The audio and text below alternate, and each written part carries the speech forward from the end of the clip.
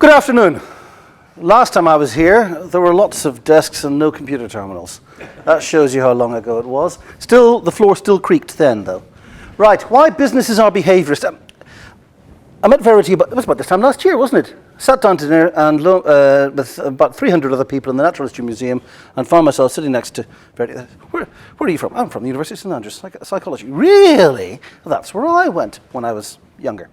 And we started talking about a range of things, and one of the things we got into was thinking about what do you do with a psychology degree when you're not going to be doing psychology in the real world, outside.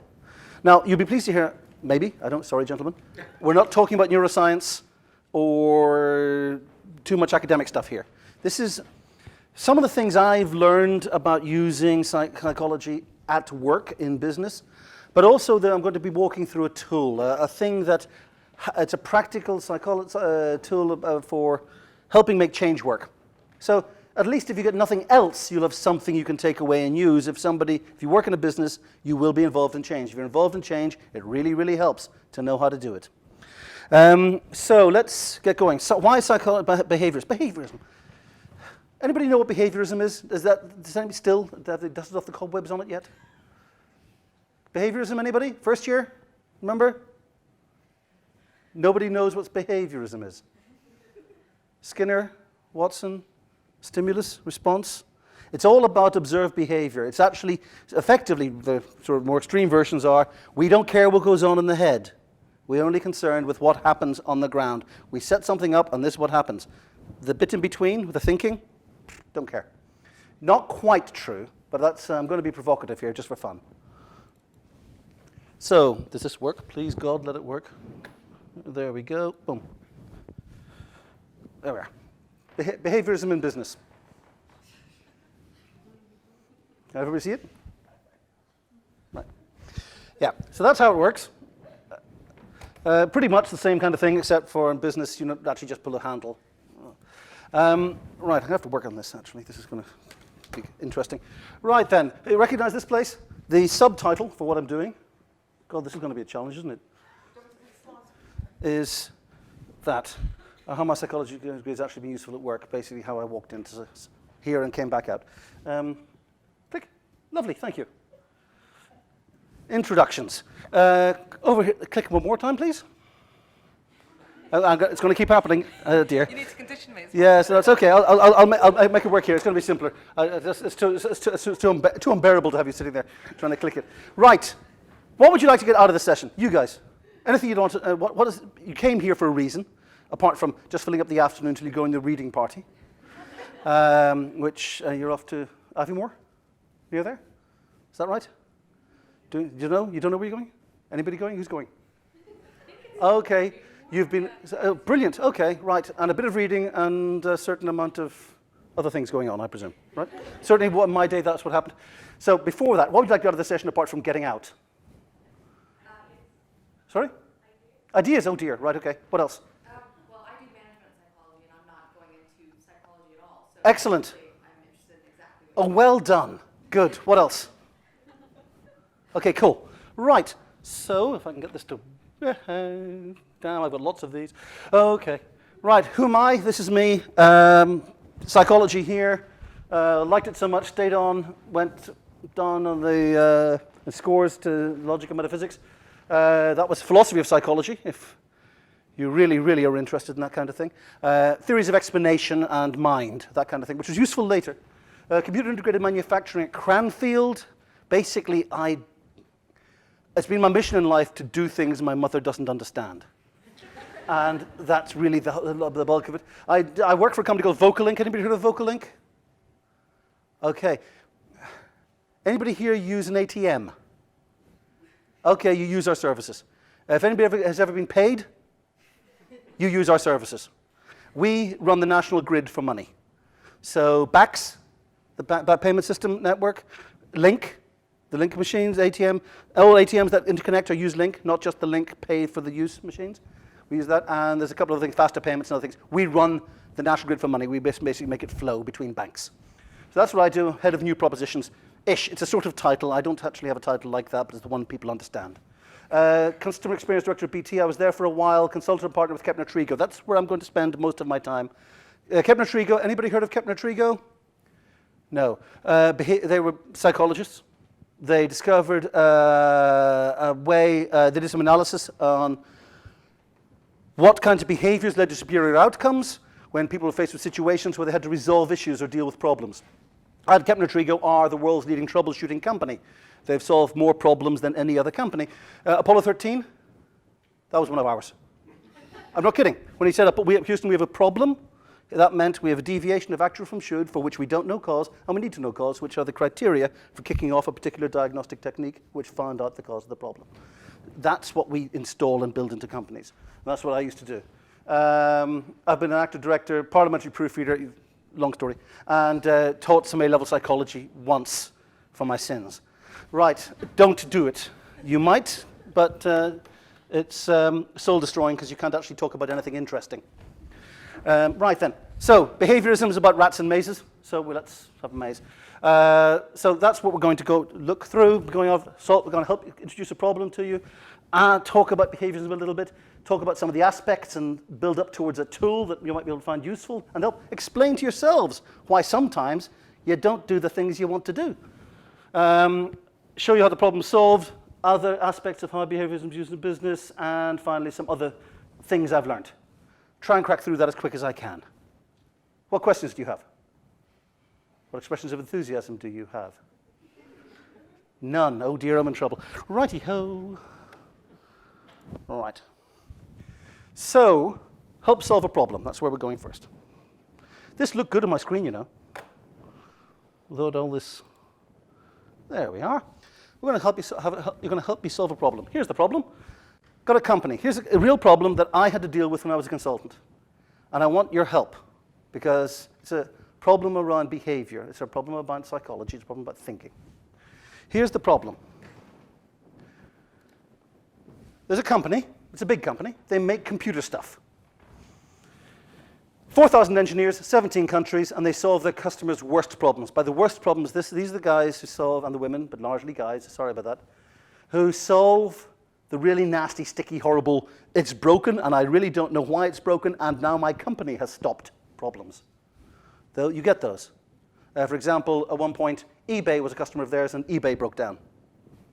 Now, you can imagine that's quite stressful. They have to solve these problems quicker. We had a technique, I just mentioned it to you, which, if they apply it in the right circumstances, will solve the problem, on average, in 10% of the time, which it would take them normally. It's formal. They have to do things formally and strictly, and requires a significant change of behavior. Here's the challenge. These are the folks who wrote the code. These are the folks who built the boxes. These are the folks who are the world's experts in these things. And they've been solving problems on these things since they built them. And now someone's going to come and say, hey, here's a better way to fix things that you know more about than anyone else. So, the question and the challenge, I suppose, is this. What can we do to have the engineers adopt this process and so deliver a measurable business result? Behaviorist, I'm looking for outcomes, behavior change. I actually don't care how they think. I'm interested in what they do. Any thoughts? Make them think it's their idea. Brilliant. Brilliant. Are you sure you haven't done this before? You have. We've got a secret weapon here. Okay, what else? But remember, that's thinking about what they do. I'm not interested in thinking. Shh. What else? Any other ideas? What could you do? If somebody said, come along and do this, what could you do?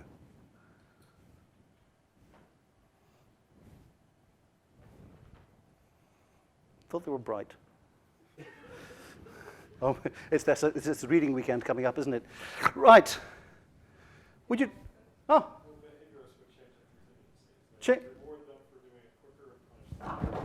Oh, brilliant. Well done. Absolutely right. Wait till you see what happens. It's cool. You also might train them, conceivably. There's a bit of training involved, maybe. Yeah. Bit of conditioning. Yeah. Stimulus. All that kind of stuff. Yeah, good. Ooh. Oh, you found. Oh, brilliant. That's forward and that's backwards. Fantastic. All right. Oh, dear, it's come up wrong. Yes, we need to come up with a real answer, not just to surf the latest management fad. One of the challenges, you do business and management psychology, don't you? Have you noticed there's a difference in the quality of the academic stuff you get in management compared with the academic stuff you get in psychology? You could say that here because it's psychology. Maybe a little bit. Okay. Yeah, the degree of, for example, control studies in management. Don't get many, do you? The degree of hard theory or theoretical models that really work, that are based on something other than looking at what people did once and thought that was good? Yeah. Yeah, okay. So we've got a problem. Management tend to go for fads. It's easier than thinking about it. Let's adopt a thing. BPR, total quality, business process reengineering, all that kind of good stuff. We don't want to do that. But the main reason I have this slide is saw this slide and I thought, that's a good picture. Right. So we're now back up to, let's think about behaviorism. Just before we get into this, let's try and think about the problem. Behaviorism. Who are the original behaviorists? We've got, thinking about stimulus and response. That's behaviorism, really. The stimulus, response. Notice, what's that in the middle there? That's a person doing something. Doesn't really feature in behaviorism, which is why people don't like it. Pavlov. Have we heard of Pavlov? Correct answer, well done. They did learn something in first year. Showed dogs demonstrating a learned response to a specific stimulus associated with the reward.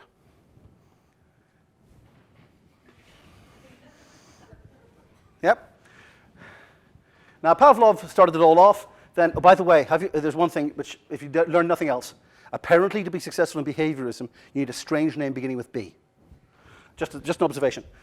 So, J.B. Watson, John Brodus Watson, anyway, was the original leading proponent of a science behaviorism. He wrote a big article that says there's a rational science. And actually, this formed the basis for psychology becoming thought of as a science before people started looking at the plumbing in the brain. Neuroscience, in other words. He developed his ideas doing the opposite of Pavlov. Instead of rewarding, he scared little Albert. Little Albert, famous experiment. Baby liked rabbits, liked rats, until somebody sneaked up behind when he was cutting the rabbit, banged an iron bar with a hammer. Little Albert jumped, and after a while began to think, rabbit, bang, no thank you. So Albert got very unhappy. Now, I suspect even by those days, that was an ethically dodgy experiment. And ethically, the ethics problems continued. So Mr. Watson, he had an affair with his research assistant. She was the one who banged the hammer, I think, and had to leave academic life. So where does a psychologist who's under a cloud of scandal and a questionable set of ethics to go for a job? Anybody know this? This is just a lovely bit of trivia. Advertising. Has anybody here ever been on a coffee break? Yeah? You know the term coffee break? Let's go for a coffee break? Yeah? Mr. Watson. He was the guy working for J. Walter Thompson who popularized that term. Stimulus, response. Oh, it's a break, stimulus. Let's reward myself by having a coffee. He also apparently came up with Good to the Last Drop for Maxwell House. That was his big contract. Just a bit of trivia, something to remember. Now, oh look, it's another funny named behaviorist. You know about the dentist thing, don't you? Freakonomics, great book by Stephen Levitt. It's actually probably the best psychology book, I'd say, has been written in a lot of ways in the past few years. Apparently there's a correlation between how your name sounds and the job you get. I kid you not. It has some statistical significance, and it's quite entertaining to think about. Genuinely, Freakonomics, read the book.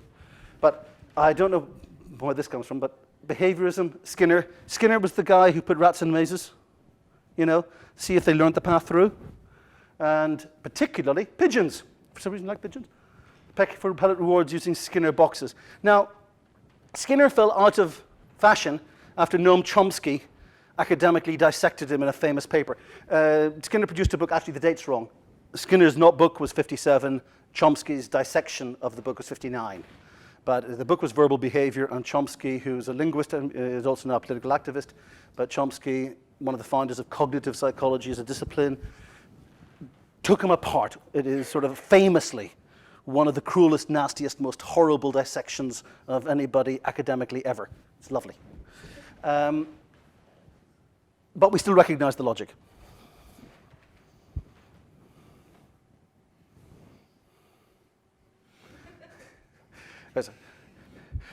Now, actually, most places, you could actually substitute pellet for coffee.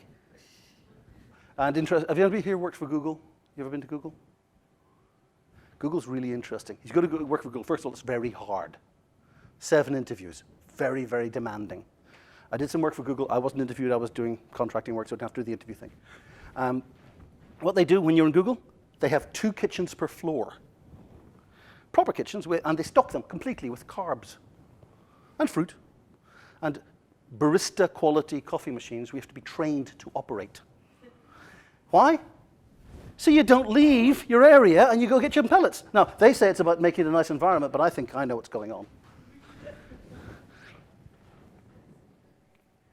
So we've got the behaviorists, we understand what they're talking about, stimulus response, that kind of thing. The idea of a system. Your point about setting up sort of the system of rewards and associating with behavior is absolutely right. But one of the things that the behaviorists failed to think about, the classical ones, is that actually behavior is actually within a performance system. There's actually not it is not acontextual. All behavior takes place in an environment. And there's lots of factors going on, not just the one. Edwards Deming, not a psychologist, a statistician. Very, very bright boy and somebody who transformed the world. And most people haven't heard of him except those people who've worked in manufacturing. Because what Deming did is he identified a way to think about running a manufacturing operation. And particularly about the notion of controlling variation. In old-fashioned factories, when something was coming down the assembly line, you would have people at workstations, and they'd be plugging things in or screwing things in or attaching parts or whatever. And when things were coming down, sometimes things wouldn't be perfect. They wouldn't be working right. So people kept a stock of spares by the workstation, just in case. Oh, that one doesn't fit. Chuck it away. Put in a new one. Well, it's how people did things. And so 20, 30, 40 years ago, things came off the assembly line that weren't perfect. And the company was investing a fortune in what's called inventory, particularly work-in-progress inventory. And this was extremely expensive. It also meant that there was a lot of stuff coming out which was rubbish. And one of the places that suffered from this more than anywhere else was Japan. Japanese manufacturing was terrible. Now, Japanese economy in the early 60s was in terrible trouble. They were in really, really bad trouble. And that's relevant to what we're going to talk about. They were in terrible trouble, and so they were desperate and looking for some sort of solution. Now, Deming had been planting his theories in America and got nowhere. The Japanese said, come along and do your worst. So he did. And he gave them methods for thinking about how to run an operation. And Toyota were the ones who adopted it most. It's been adopted by a guy called Taiji Ono and turned into just-in-time, which then turned into lean manufacturing. And we talked about lean startup, which is adopting the same ideas now for startup. And it's all about elimination of waste. There is no waste in delivery. Now, the reason why this is important, why I'm raising it here, is the revolution wasn't about statistics and it wasn't about methods, it was about behavior. It got people in the factory to work differently. And one of Deming's insights, one of the really powerful ones, was this one. You have people and a performance environment with lots and lots of things going on, competence and knowledge and performance and compensation. And this is Deming's assertion, and I have not seen it contradicted. I'm not saying it's academically true. It's a management piece of literature, so it doesn't have to be provable. And it's 85% of a worker's effectiveness is determined by the system which she or he works with. 15% is down to the individual. Which means if somebody gets it wrong in an organization, what Deming's saying is that at most, 15% of the time it's their fault. 85% of the time it's down to something in the environment that's driving that behavior. And if you think about the factory example, you think about, for example, running an assembly line. One of the things they did in Toyota was they put in Deming's philosophy and they said, right, okay, this car's coming around. It's not right. There's something wrong with it. What should we do with this car that is on the assembly line? We should stop the line completely and take the car off. We should try and find out why it went wrong, having restarted the line. How much does it cost to stop the line? About $30,000 to $60,000 a minute. How long does it take to take the car off? About 3 minutes. What Toyota did, which was amazing, is they said, take it off, regardless of the fault. There's a scratch, there's a minor mark, something doesn't fit, take it off. Now, that will work if the organization sets itself up to say, and we will support that, and encourage that, and enable that, and make it easy to do that, and we will not beat you up because the throughput's not enough. We're going to measure quality over than output for the time being. The environment counts.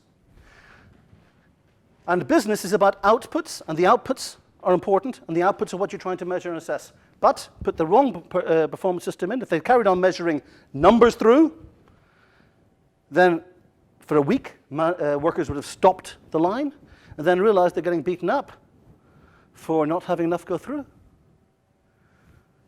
Alan Braish wrote a great book called Improving Performance. It's actually a fantastic book if anybody wants to go into consultancy and process improvement. And he's a nice guy.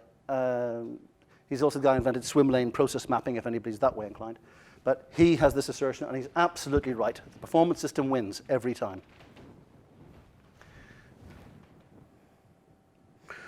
So if we want to manage a business to improve it, we do have to be thinking about the environment. We do need to think about people in a behaviorist way. And one of the key components in all of this is feedback. Now, just a matter of interest, somebody calls you to a room and says, can I give you some feedback? How are you feeling at that point? What are you thinking? You're thinking, great, I get a chance to improve. Is that what you're thinking? Or are you thinking, oh God, what have I done now? Yeah? It's almost as bad as, look, we have to talk in a relation. Yeah, okay? Now, in that situation, feedback, but the thing is, in business, feedback's critical. And feedback doesn't have to be my opinion. And in fact, feedback about performance is about how am I doing against absolute measures, something that's incontrovertible and objective. And if I get information about how I'm performing, then I can make it better if it's not right. Similarly, here's the trick. Feedback only works in a context. I need to know what I'm supposed to be doing before I get feedback. There's a lot of managers who give negative feedback, and that's the only way you know what it was you're supposed to be doing. Yeah, you didn't do this. I didn't know I had to. Oh, well, you didn't, and it's wrong. So what you need to do is think about feedback. And Kelvin, lord of an awful lot of stuff, you can't measure it, you can't improve it. And so you need to measure it. You need to set high standards for measurement. And there's a number of people who have done this very well, but feedback is critical. And if you want to fix a performance system, the two things you fix are the stimulus and the feedback. Make sure it's clear when you want to do, what the standard is you want, and put the feedback in to make sure it happens and sticks. And that will fix most performance systems most of the time, actually. Not that simple stuff. But feedback's expensive because it means, what am I, as a business, paying attention to? Feedback is what a business pays attention to, because that tells the people in the business what they are supposed to pay attention to. That's a critical part of a performance system. And some people do it very well. Steve Jobs, famously, was brilliant at setting very high standards for what he wanted and then giving feedback about it. There's a flip chart, I'd draw something, but quick story about standards and feedback. Steve Jobs Apple bought a DVD burner company, companies that, a bit of software that burns DVDs. And they were all excited about the first meeting with Mr. Jobs. And they'd got all the presentation, the pitch and everything. And all the technology and all the whizzy stuff. And they'd got the deck together. And he came in, and after 3 minutes of slide 3? He said, stop. Right, let me explain. Here's what I want. Drew a box. In the box, you drew a circle. Under the circle, you wrote the word burn. That's what I want. Build it. And that's the standard, and that's what he gave them feedback about, and that's what he wanted. Then they knew what was wanted, he knew what was wanted, and then he gave them hell till they did it, which is also how he managed. That's one of the problem reasons people are worried about Apple when he's gone, because there's no one to give them hell. They're too rich and fat and ugly. James Dyson sets high standards. He's an engineering guy. He lives and breathes Dyson. The engineers in Dyson hate being in the office late, because he's in there later than they are, and if you're about, he pops in to say, what you doing? Oh, I don't like that. Change that. Oh, I need to change that. But he's giving feedback about what he wants. He's always giving feedback. He's always in there. And as a result, the products are good. And interestingly, the engineers who work for Dyson love it, even though they complain. And sometimes you set the wrong standards and give the wrong feedback. This is what you get. Deal makers in the city, they were not being measured on the quality of their deals, were they? I'm a deal trader in the city. What was I getting feedback about? I was getting feedback about the total amount of revenue associated with the deal.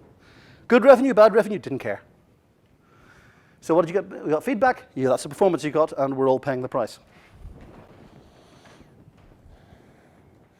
So the system, this feedback, we're building towards a way of thinking. Remember the problem we had? Think about our engineers? We're building towards thinking about that. There's a problem, though. I want to illustrate it with this little sub-problem. 2 admin assistants. One is efficient and professional, really good at their job. One produces work to lower quality, often requiring revision. He spends his entire time preening in the mirror. You see him on the right there, see? Yeah. It's Friday, it's 4:30.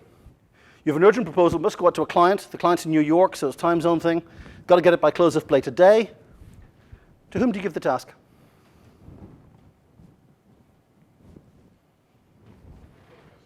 The efficient one. So you punish them for doing a good job. Is that right? You could do. Or you give the inefficient one, couldn't you?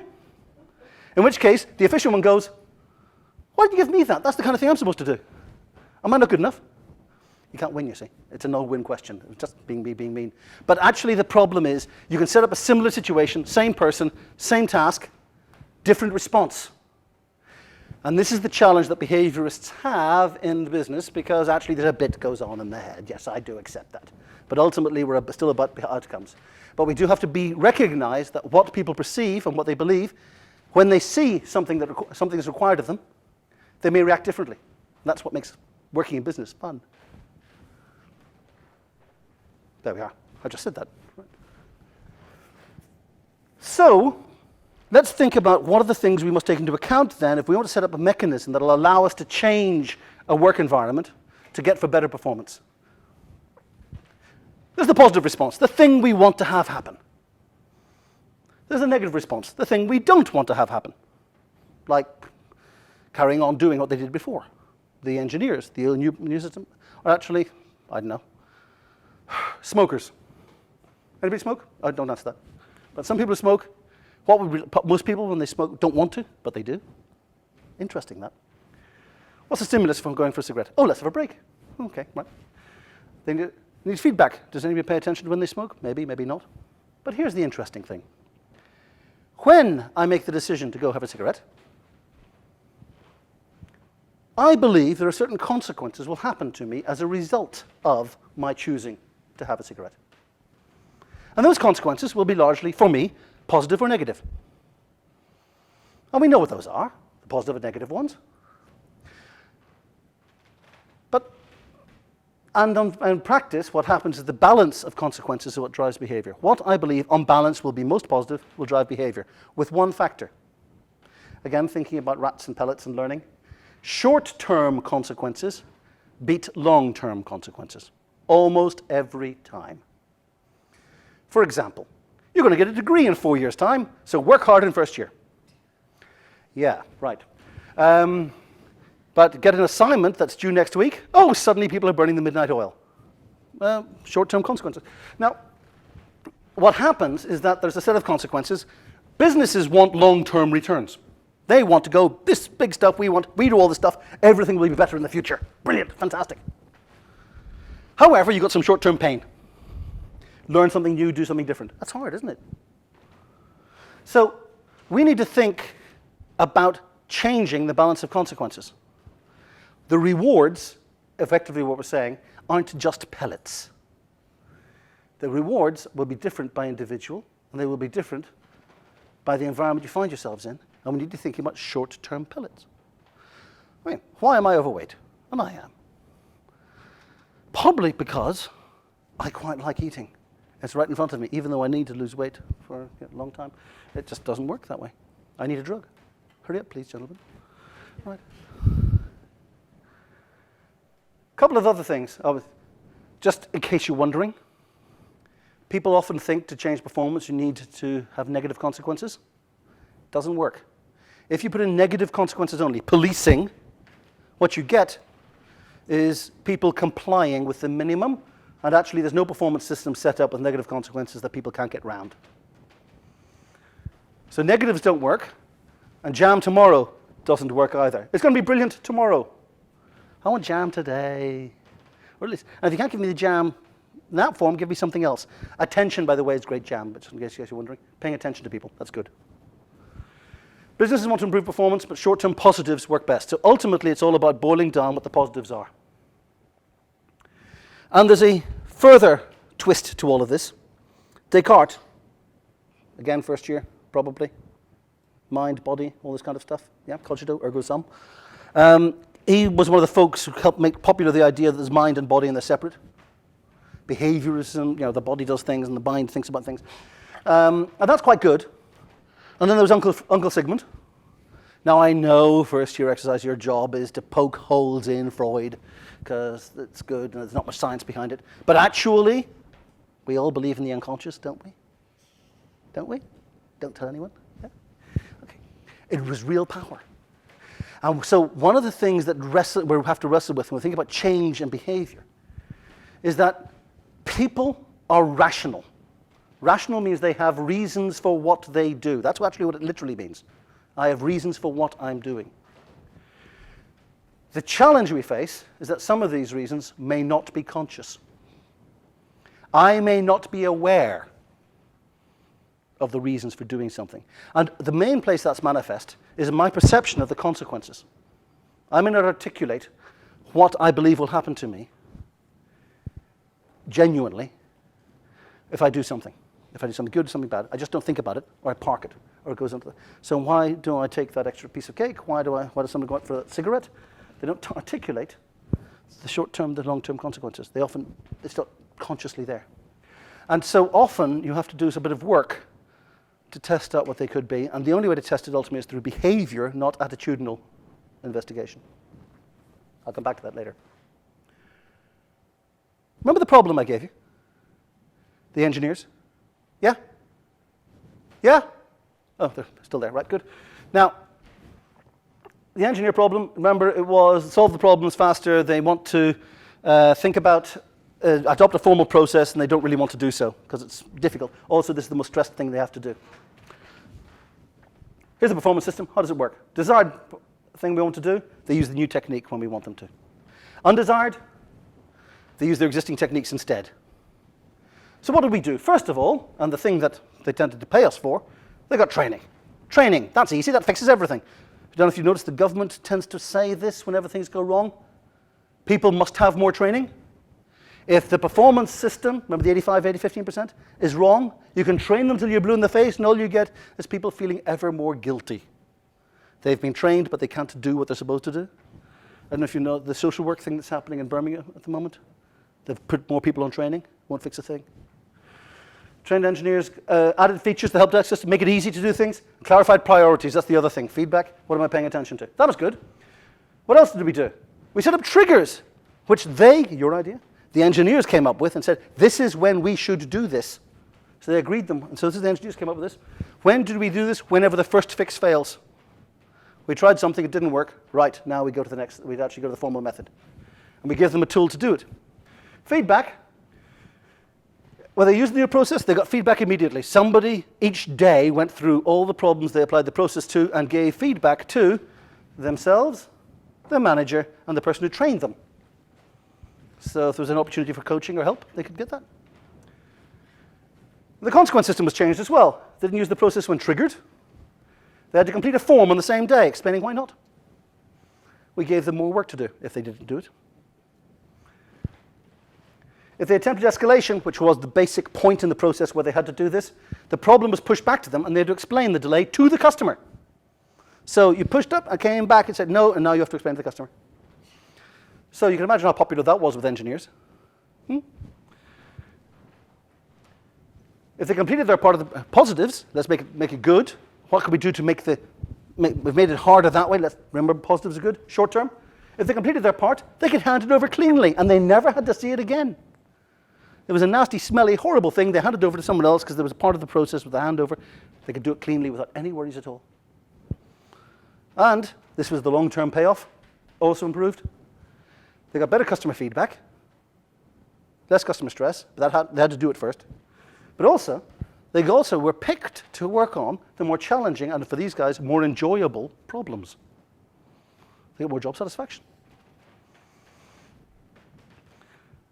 And as a result, they saved 1,600 years per year. They took 1,600 years of customer delay out of their customer problems. And the service revenues went up because they didn't have to argue about contracts and give rebates back. And they won 2 international awards as well. So that's a bit of change, and that was just thinking about behaviorism as an application. It's a fancy term. Don't have to worry about the label behaviorism if you don't want to. It's just good stuff. But anyone who starts talking about change in an environment, do ask them about triggers. Do ask them about feedback. Do ask them about consequences. And ask them what they've put in about these things. And ask them particularly about short-term consequences. 2 things will happen. First of all, they're going to go, how did you do about that? The second thing is they might actually listen to you. And that's handy, particularly if you're starting off from work and trying to do something new. And you could say, trust me, I've done psychology. And it's amazing how powerful that works. And it's not just good at parties, okay? Now, let's think about other businesses. Here is a quote which is true. This is something that happens in business a lot. Hippos. Anybody know what a hippo is? Term for the tech industry, highest paid person's opinion. You have people in a room on a meeting, and the most senior person says, I like this, and suddenly everyone says, so do I. So that is why most websites are bad, because somebody said, I like that one, who's senior. Again, Deming. God will trust all others bring data. In other words, I don't care what your opinion is, give me some facts. And interestingly, in the new tech world, this is becoming to loom much harder. Behavioral data and the things that influence behavior are now the thing driving website design, new technology design. Have you heard of A/B testing? The book, it's Andy. Book Andy quoted, Lean Startup. Great book on A/B testing, really good. A/B testing is where you've got 2 websites. And you go, right, let's randomly assign people who go onto Google, and they'll go to the one website or the other. This happens to you all the time, by the way. If you ever go to Amazon, or go to Google, or go to Apple, or go to any of the big tech companies, you will probably have a different site than I will, based on who you are and what they've assigned you. And this one leads to 50 signups. This one leads to 75 signups. What do? Get rid of that one. You have behavior. You have a hard outcome that says this one is better than that one. Now that's interesting, isn't it? What's the worst thing you can do in this situation? Worst thing you can do is think about it or try and second guess it. That's data, act on it. And this is happening more and more. Look who's doing it. Don't know if you've noticed he's in the news these days. Yeah. In 2008, this was worth $60 million to him.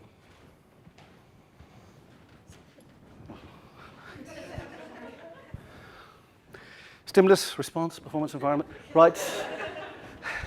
Now, this basically, if you actually go to the Obama website, there will be a different page depending on who you are and where you come from, and just at random, because they're optimizing, and they have done it all the way through to what things drive, what words, as in, please sign up, or yes, I want to know more. They'll do a different test on that to see which ones lead to more people giving donations. And $60 million in 2008. That's behaviorist. Stimulus, response. Here's an interesting little quote. This is an article in Wired magazine in April. Here's the deal. They found a result. They talked and talked, but no one could figure out why people were doing what they were doing. And then it didn't matter. It doesn't matter for this purpose. If that's what gets to a better result, that's what we do. Now, here's something else that's also driving. We heard the term big data, didn't we, earlier today? Big data, what's it mean? Well, give us an example. Library of Congress has got 14 million photos. That's nice. Instagram, 150 million photos. Flickr has 6 billion photos. And the granddaddy, and 90% of all the photos in the world are on Facebook. That's 140 billion photos. That is actual. That is not a sample, that's the population. And one of the things that's happening with big data is the sample is the population. This is a guy from, you mentioned again, the Media Lab, the Human Dynamics Laboratory is interesting as well. A guy called Sandy Pentland. objective information about behavior. Not what they think, not how they want to present themselves, it's what they are doing. And you've now got on the internet people doing a whole bunch of stuff, and it's all being tracked. And they're buying a lot of stuff, and it's all being tracked. And they're expressing and doing things, and it's all being tracked. There is a population of data. And we have the computing power to go crunch that to data, and not by sample, by sample, by sample, but the whole damn thing. So we're going to get hard information about data, about a behavior. Hard data. Not what you think, not what you say, but hard about what people actually do.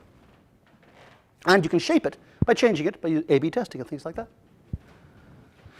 So that's how I think business is behaviorist these days, as well as in change. And a few final things just to finish. We're out of time.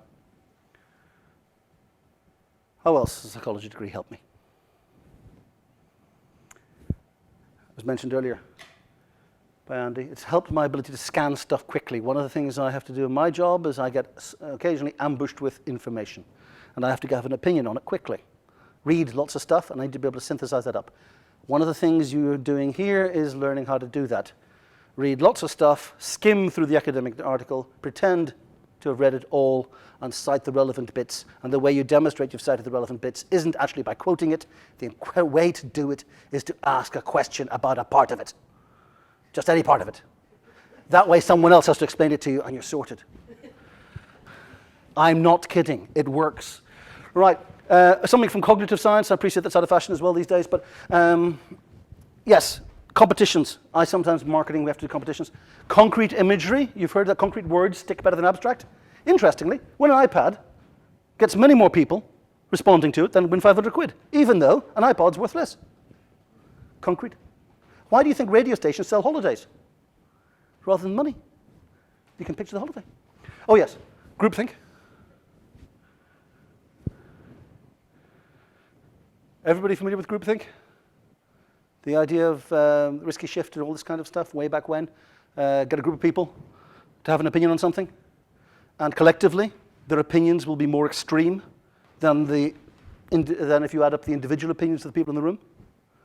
It leads to people sort of saying, I didn't really want to go there, but the group seemed to be going there. Happens a lot in meetings, and it's quite interesting to catch it. A couple of other things. Oh yes, I can sensibly design experiments and surveys. Not to academic standards, but I can do a survey and recognize when a survey is dodgy.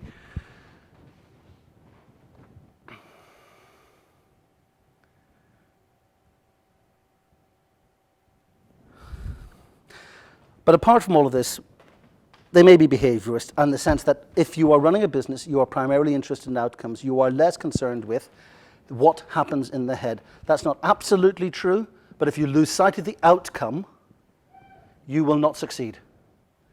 Because ultimately, what's a business? It's a machine for taking some money and making more money. That's an outcome. And if you aren't pointing towards that, then you're probably wasting money. And so, this is the attitude which business tends to have.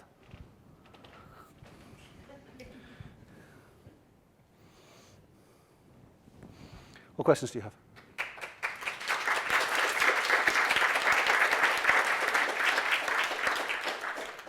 Do you have any questions for any of the speakers? Yeah? What's the smallest group you've worked with?